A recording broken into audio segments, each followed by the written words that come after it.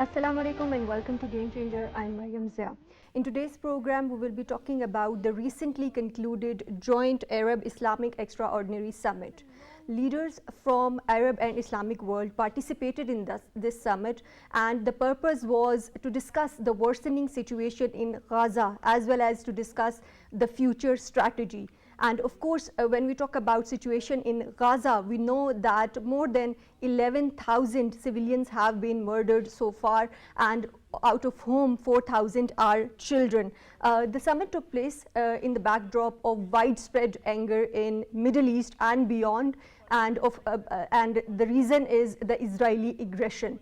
And when we talk about this particular summit, of course, the participants told Israel that its aggression is not part of the self-defense, it is aggression against the civilians, and it demanded immediate halt to the Israeli aggression in Gaza and of course West Bank and other areas of Palestine as well. In today's program, we will be talking about the deliberations as well as challenges and aspirations that arose from this pivotal summit. We will be talking about this, but before that, we will watch our report our team has prepared, and then we'll go towards the discussion. Caretaker Prime Minister Anwaar-ul-Haq Kakar is representing Pakistan in the 8th Extraordinary Islamic Summit, convened at the invitation of the Kingdom of Saudi Arabia to discuss the brutal and unprecedented Israeli aggression against the Palestinian people. During his address to the summit, Caretaker Prime Minister Anwaar-ul-Haq Kakar lauded the efforts of King Salman bin Abdulaziz Al Saud and Crown Prince Mohammed bin Salman of Saudi Arabia for arranging this Islamic summit on a short notice. He also lambasted Israel for its inhuman crimes against humanity as well as genocide in Gaza. This war is genocide.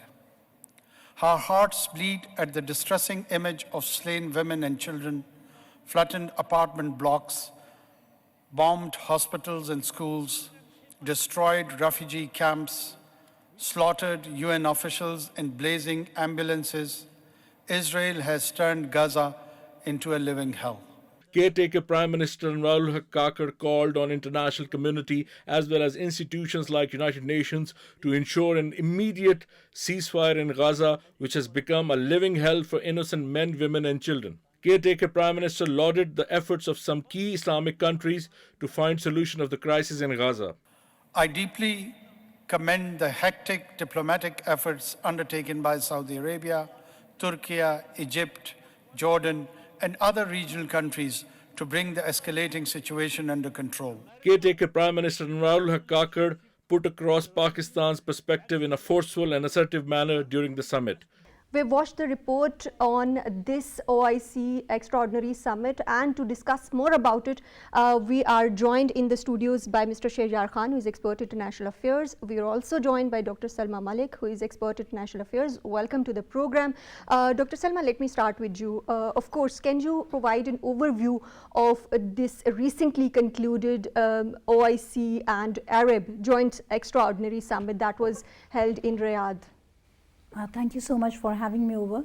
The main purpose, of course, as we all know, is the Palestinian issue and the conflict that has once again ignited in Gaza, and the type of extraordinary situation that has been created there. Slaughter of children, willful slaughter of children, blockading what usually would be termed as sanctuaries, killing women, killing men.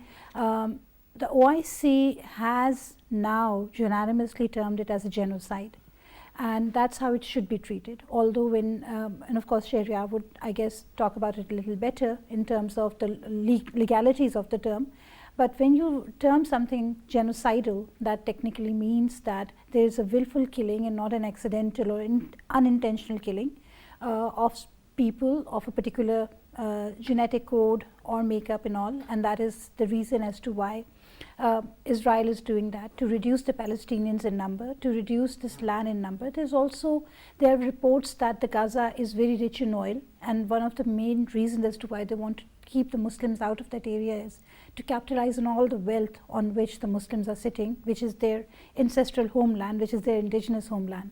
But coming to the summit, there have been a lot of deliberations, individual deliberations by the Muslim countries about what they feel is happening. All the countries are feeling it very bad. The citizens of those countries are far more proactive. The pressure is mounting on the governments as well. And so the governments have now come unanimously, and I really hope once that what they have decided at the summit and the collective decisions, the collective talk that has happened there also ends up in a unanimous action of boycotting, economic boycott, and air blockage.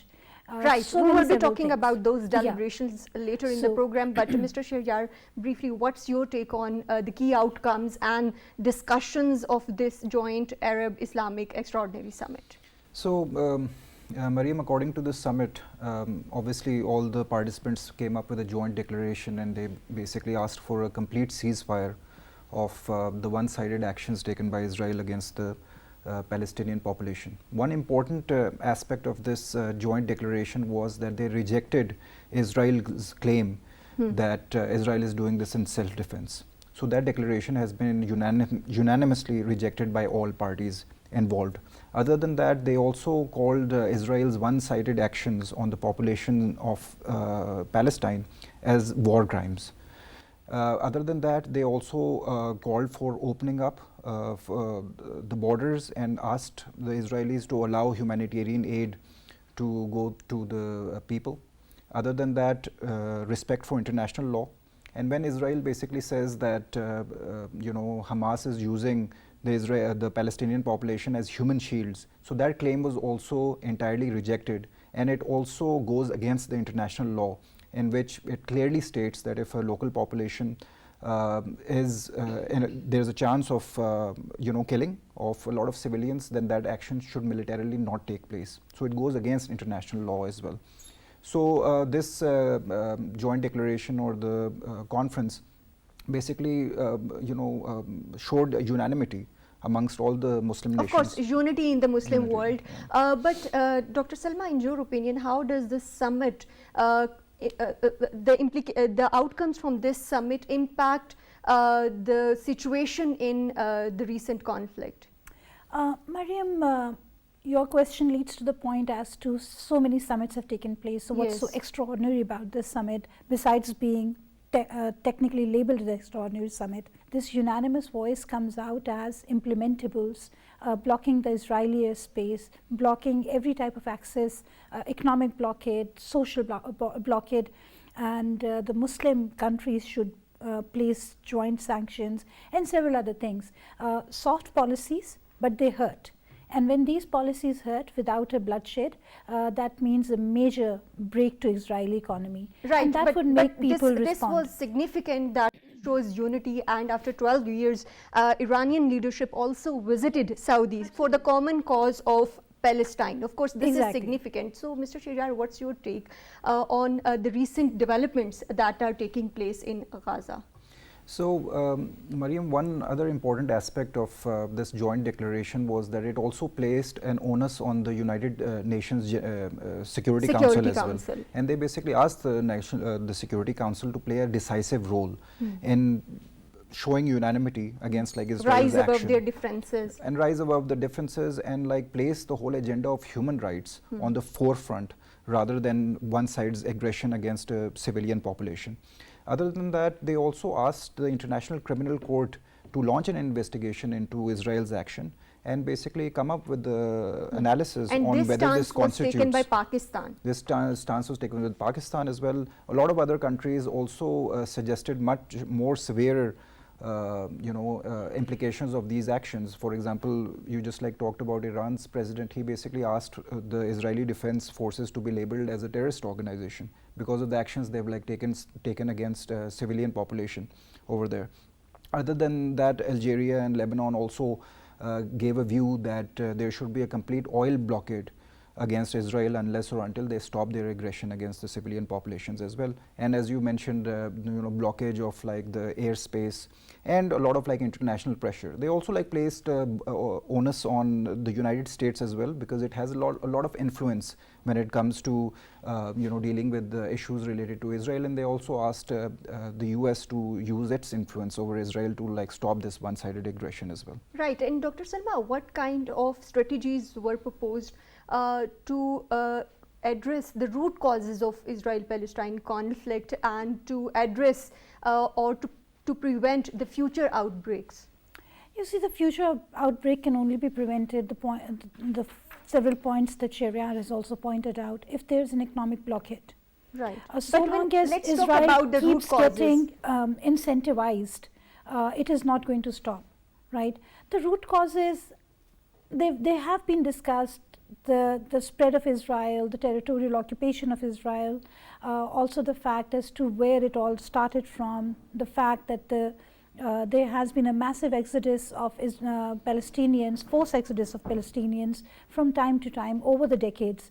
But the very fact is that that time can never be kind of retarded. And to be very honest and frank, the Muslim countries during those episodes of the time when these things were happening, despite being very powerful in those decades, never really did anything to prevent Israel from undertaking this exodus. Very honestly, this is an age of international media and exposure, and each one of us can actually see on our laptop screens what is happening, the atrocities. So it's a very personal war to everyone the world over, whosoever is subscribing to whatever perspective. But the fact is that the Palestinians have unfortunately faced such massacres, such genocidal activities throughout these 70 to 80 long years, and no one has done enough to prevent a future conflict from taking place. Right, and in all that historical context, this summit is significant. Do you think this is going, Mr. Shayar, do you think this is going to have some impact on the future alliances when we talk about Middle East?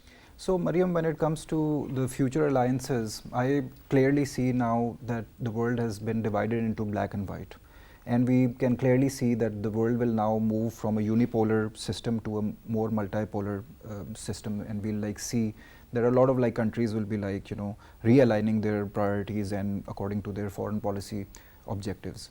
Other than that, like the worst thing that came out from this whole conflict was the fact that this is the first time in our lives, at least, that we are seeing a genocide that is being telecasted live in the international media. And not a lot of countries want to do anything about it. They're just like more or less acting as bystanders. Right, but there are protests all over the world. We are witnessing, of course, in Western world, in Muslim worlds as well. So how do you see the geopolitical implications of this significant summit? So first of all, when we talk about the division between the populace of all these countries and the policymakers, that's very pronounced.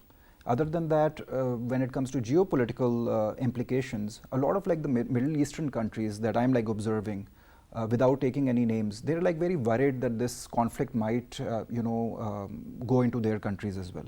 And they're trying their best to avoid it. None of these countries in the Middle East, including Lebanon, which is going through an economic crisis of its own, Jordan, which basically hosts one of the largest Palestinian refugee populations, and Egypt as well, because of their historical implications.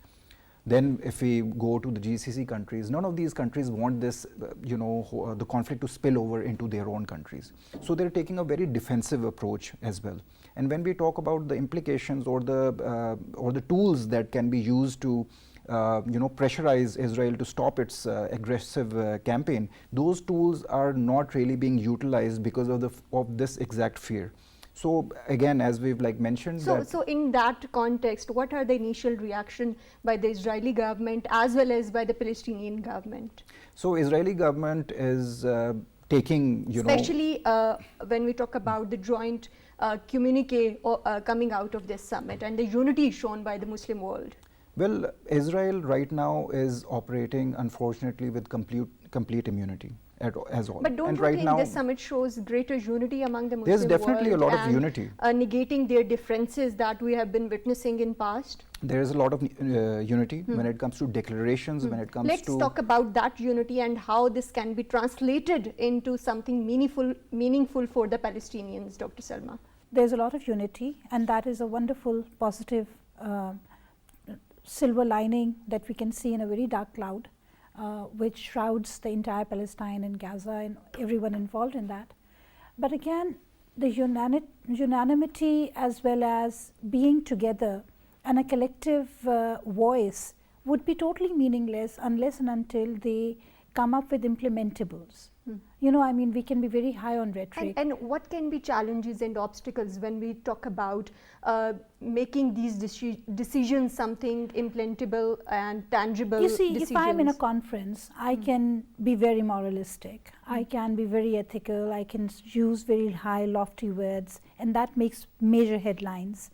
And the very fact that we are sitting here and talking about the OIC Summit. But voice is also important, because when we talk about United Nations Security Council, a joint communique couldn't come out of that. However, so having said that, absolutely. But then the nature of UN and the OIC is different. OIC, we always take it very close to our heart. That is the collective and the sole voice for the entire Muslim community of the world. And a point that you said earlier, Mariam, when you said that even Iran is hand in glove with Saudi Arabia on this point, which is so unprecedented in the recent decades, also right? Took place Sideline between the two meetings leaders, and here we have two major giants of the Muslim world coming together and using the same platform and voicing the same voice. So yes, it is very, very important. But what is going to hurt Israel is actions from the Muslim world. Collective actions from the Muslim world, not going back home and saying, I will do this tomorrow. I have done my duty. I have gone there, made the major headlines. Those major headlines have kind of put Netanyahu in this jeopardy that, oh, what if the Muslims do something? But if the Muslims don't do anything, and this is just an empty, collective, loud voice, it's going to lose the momentum. And here we are not just talking about political rhetoric, we are talking about millions of Muslims who are suffering constantly by the microsecond at the hand of the Israelis. And one needs to do those actions first. The fact that we even hear strong voices coming from the US as well saying that what Israel is doing is condemnable. Right, but and that are doesn't there really expectations from the international community, specifically the major powers, to support the decisions coming out of this summit? That depends on the collective diplomacy of the Muslim world or the OIC. If the OIC collectively says that as a single voice, we are not having one Muslim country or the other going to different capitals and raising the voice, but here we are, an envoy each going to the major capitals and saying, you have to do this, otherwise the Muslim countries boycott economically, this wise, that wise with you. Believe me, overnight is going to create such a huge impact that it's going to shake the world. And it won't take us much. All it has to do is, and even the Muslim countries are so well endowed that even if they don't come up and have relations, economic or other relations with the rest of the world, economic Europeans or the Americans, we can very well survive, rather thrive on our own. It's just that we don't understand our potential. And again, I'm saying I'm not really making a political statement here, but the very fact is that the entire Muslim world is spread out through the globe. One of the largest population groups are Muslims. So they need us, we don't need them. And if we recognize this thing, we can very well bring Palestine out of this particular problem. And Israelis won't be powerful enough at all. Right, and are there some steps that are outlined in this summit's decisions that can be implemented to address larger Middle East conflict, So not only this ongoing conflict? So one implication of this joint declaration and the collective voices that are coming out from the Middle East and GCC is that a lot of like European countries now, which during the course of this whole war have been avoiding the use of the term ceasefire. So that whole perspective is now changing in Europe, and it calls for a ceasefire are now coming up from the grassroots level from like a lot of like Western countries. The lead has been taken by Spain, it has taken by Ireland, and very recently, I think like yesterday, even President Macron of France, he also called for ceasefire, and he also categorically rejected the killing of like civilians and children in this conflict. So I see a lot of like changes in rhetoric now emerging from the Western capitals as well, and I think this will like catch on. Especially a lot of these countries are taking input from all of these movements that are now numbering up to 1 million people that are Yes. like coming out, especially in the UK, Of course. against this aggression. And Which is unprecedented, of course. unprecedented, and now that even in the US, the presidential elections are around the corner, and this like whole grassroots movement from the people of the Western countries will have an impact on how decision making will be done in the West. Right, and let's talk about Pakistan's stance in this significant summit. Pakistan has always been very vocal when we talk about our Palestinian brothers and sisters. How do you see Pakistan's demand for taking Israel to the International Criminal Court of Justice, and what can be done, how Muslim countries can gather to make it something more implementable? Mariam, I'll take a slightly indirect route to your question. When Netanyahu visited India, or the Indian leadership and the Israeli leadership met each other, there was a term that was introduced, Palestinize Kashmir. Palestinize Kashmir and do what we have done in Palestine, and Kashmir would be in your hand. And the next thing that happened was the 2019 Indian unilateralism in occupied Jammu and Kashmir. So for Pakistan, a stand for Palestine from day one has a very strong moral, ethical and fundamental value. We mean it by heart. It's Yes. not anything which is politically sloganeering, or it's rhetorical. And Pakistani leadership has always been very vocal. In fact, people at times say that the Palestinians don't think so much about Pakistan or Kashmir as to Pakistanis think about them, but that's how we have been. And the fact that Pakistan's foreign minister Jalani Sahab used the term genocide for the current situation at the onset, even prior to the OIC summit, speaks for the fact that this is precisely what we mean.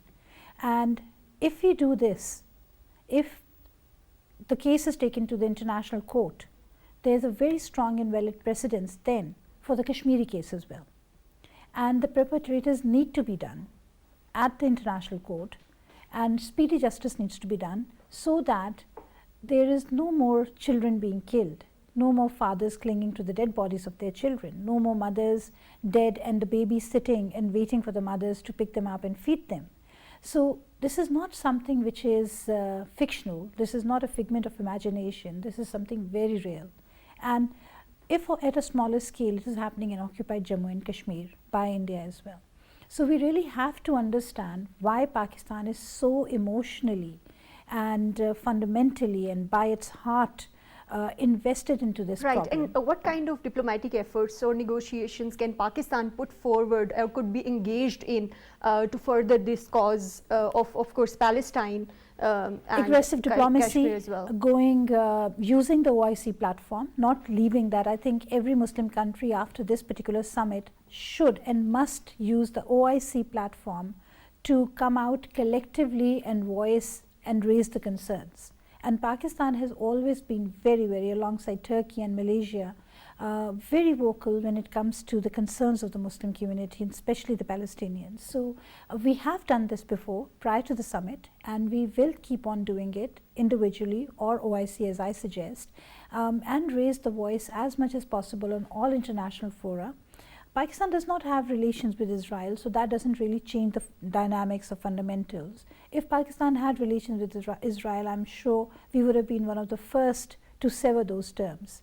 But there's a lot of grassroots movement where people are looking at what the Israeli products are and banning them and not using them. So again, it boils down to that soft political pressure that can damage countries far more aggressively than hardcore brass tacks and hardcore physical power. Right, and one needs to use and that. when we talk about mechanisms, Mr. Shehryar, what kind of mechanisms could be placed when we talk about countries' call or specifically Pakistan's call in the summit to halt Israeli aggression against Gaza? So, Mariam, right now, your question can be answered in two forms. One, what can we do to immediately force Israel's hand to basically call a ceasefire? And then what the future implications can be on how to basically stop Israel's consistent aggression against the people of Palestine. So these are like two different things. So when it comes to the immediate ceasefire, that has to come from the collective call from the United Nations Security Council, and a lot of like pressure from the United States itself, which has a large influence on the Israeli population. So these are the first two steps that can be taken. Other than that, collective sanctioning, and there's also, when Madam was like mentioning, I remembered that there's a very active BDS movement in the world as well, which basically focuses on Israeli products as well, and it calls for sanctions and divestment and boycotting of, and that has products. Like Israeli products. So that has like a lot of financial implications on that. It has already taken place, specifically when we talk about Pakistan countries across the Other world. than that, like there's also, we have like a lot of like lessons that are there, with a lot of like policy implications that countries basically applied on South Africa. We're like forgetting that South Africa was also declared as an apartheid state, in which they had like a separate policies for the local population over there. So this has like a lot of similarities, and we know that the Palestinian people, they're also going through. What lessons can be learned from that specific example? For that, there will need to be a collective voice coming from the world. There shouldn't be a difference between what the Muslim part of the world is asking for and what the Western half of the world. So this whole conflict should not be looked at from a prism of religion, and it should be looked at from the prism of human rights and international law, and the international law in which all states of the world operate. And once one country, with the backing of like very powerful economic and military strong countries, tramples over international law, so that like gives a very vague and a very disturbing message to the rest of the world, that human rights are now equated directly with economic might or military might, and whoever has the economic and military might can trample international law and human rights whenever they feel like. So this message that is like going on to the rest of the world is like something that is unprecedented, and this will have severe implications on the global order. Right. And when we talk about this worsening situation in Gaza, the number of casualties has risen above 11,000, and 4,000 of whom are children. Let's talk about the humanitarian corridor. What needs to be done to help those civilians in need, and specifically let's talk about the displaced people, because Israel has allowed people to move from one particular area to another, but still they are bombarding and targeting those areas. So there is no corridor or no pause for civilians to move to another place. So true. Which is very unfortunate. You see, in any civil world, in the worst of conflicts, unless it's a genocide, having the concept of sanctuary and allowing people who are non-combatants, who are aged, who are children, women, older men, etc., who are sickly, they are allowed safe passage into other places. But not here. Why? Because they want to eliminate Palestinians altogether. They don't really want to do that. The second thing is that Israel really wants to give out a message very loud and clear that we mean business and we are not going to show any humanity. And it has support. The point that Sharias pointed out a bit earlier, they have complete immunity and support coming from the US. US, who has been champion of international human rights and so many other things, humanitarian intervention, etc. Today it stands trying to figure out whom to blame, but the Israelis, because they have different stakes involved.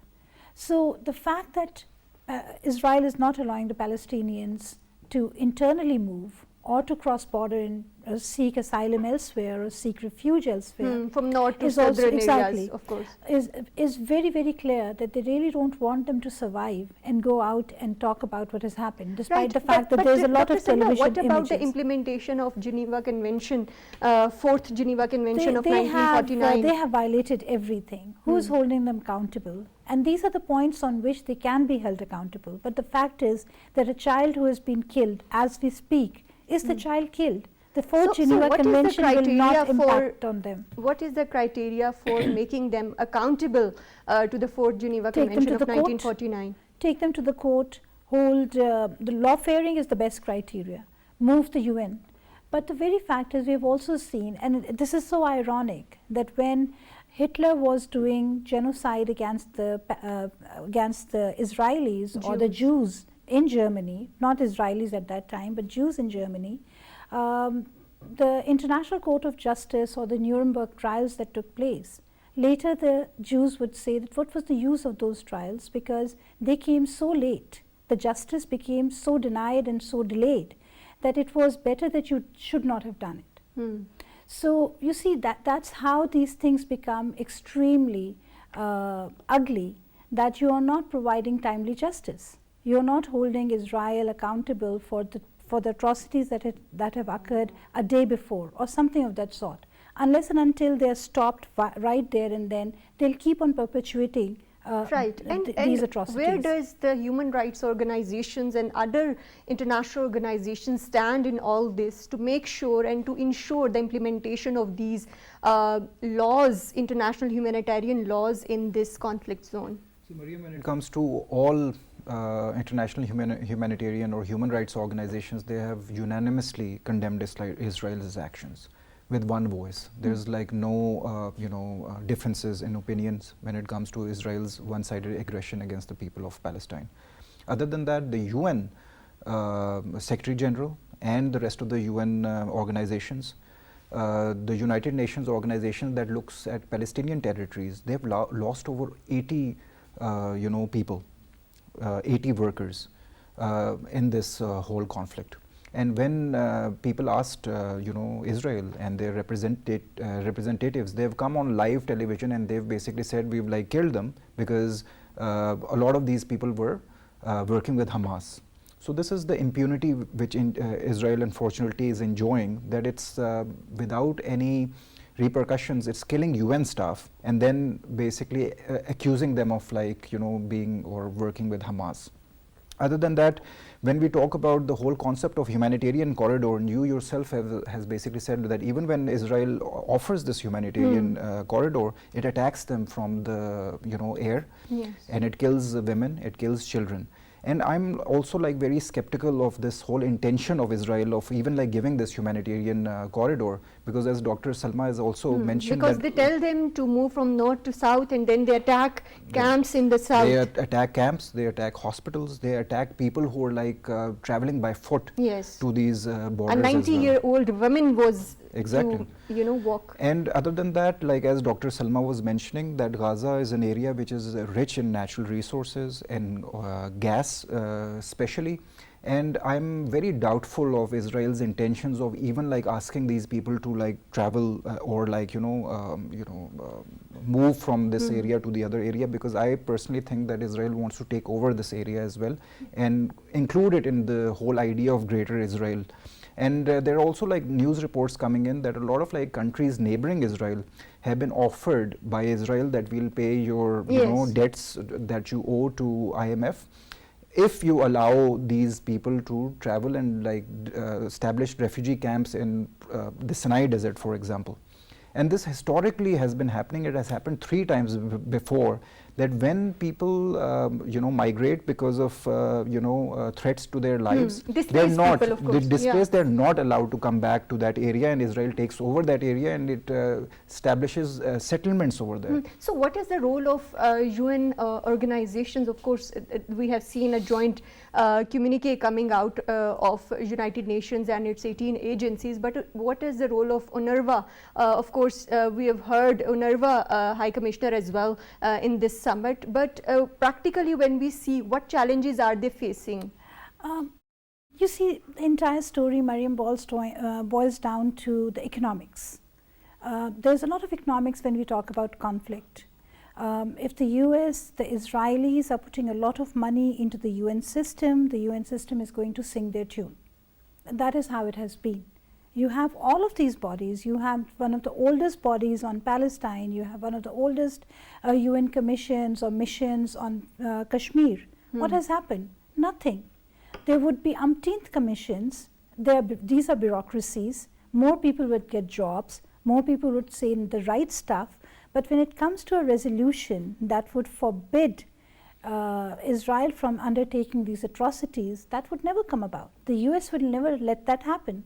the Israelis, as Sharia Sahib just pointed out, has already done the homework, spoken to the neighboring countries, Muslim countries, all of them, that we'll pay off your debt, just let them into your territory. Right. So, are there some previous peace initiatives from which there are lessons that can be drawn, and to at least at this point in time, ceasefire is the basic need of this conflict area? But it also depends whether Israel wants to do the ceasefire or not.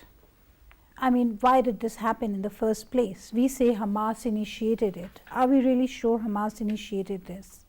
Right? Number one, it has suddenly happened, it has erupted, and there is some pattern to it. This is not just a madman's mission. What that pattern is, it's slowly, gradually emerging, taking over the natural resources, doing away with these people, Netanyahu's re-election, his loss of support in Israel, so many other things that are going to happen. If Biden leaves by the next year, and then he would slow down on his rhetoric and his actions, Israel may not have that window of opportunity that it wants to exploit at the moment. So the game is much larger than what we think. When we talk about human rights and all, again, unfortunately, we may come out with a very skeptic verdict on this, but all of these things are fancy words that we use in textbooks. I will just quote a small example of 1994, when a genocide took place in Democratic Republic of Congo, which was a very small country, a landlocked country in southern Africa, and for 90 days the UN did nothing, and 700,000 people were killed, and then the UN decided that now we really need to do something. So no one could recover those 700,000 people. The river Kigali ran red for months, not for days. There were so many dead bodies there. But lastly, Mr. Shehryar, of course, the situation is worsening every hour in Gaza. But when we talk about this specific pivotal summit, do you see some events or implementable decisions that we can see in the coming days? So, Mariam, if this unilateral campaign of aggression against the people of Palestine by Israel doesn't stop, and this death toll continues on mounting, then there are implications for the region as well. And now that the local populations of these areas are rising, and there's a protest every day which amounts to like at least 1 million people coming out in Europe as well as the Middle East, there will be like increased pressure on the leaders of these countries to basically take a more harsher stance. And that is, unfortunately, that is when I basically see all of these countries in GCC and Middle East coming together and implementing or coming up with a framework that would be more punitive in nature. And it could also include an oil embargo, as we initially discussed. It could be locking the airspace, and then these are like some things that would pressurize Israel or like have a more pressure on the electorate as well in Western countries, and that would like pressure, I think, the Western countries to ask Israel to stop the campaign. Other than that, I don't like see this conflict ending anytime soon. Right. Thank you very much, Mr. Shehryar Khan, for joining us in today's program. Thank you very much, Dr. Salma Malik, for joining us in today's program. Of course, in today's program, we discussed about the recently concluded Joint Arab-Islamic Summit that was extraordinary and that discussed the Palestinian conflict. Of course, this is a beacon of hope because it shows unity of the Islamic world, but now the onus is on United Nations Security Council to take measures to prevent this escalation of this violence that is taking place in Gaza, and it is need of the hour that they rise above their differences. That's all from our side. Take care. Allah Hafiz.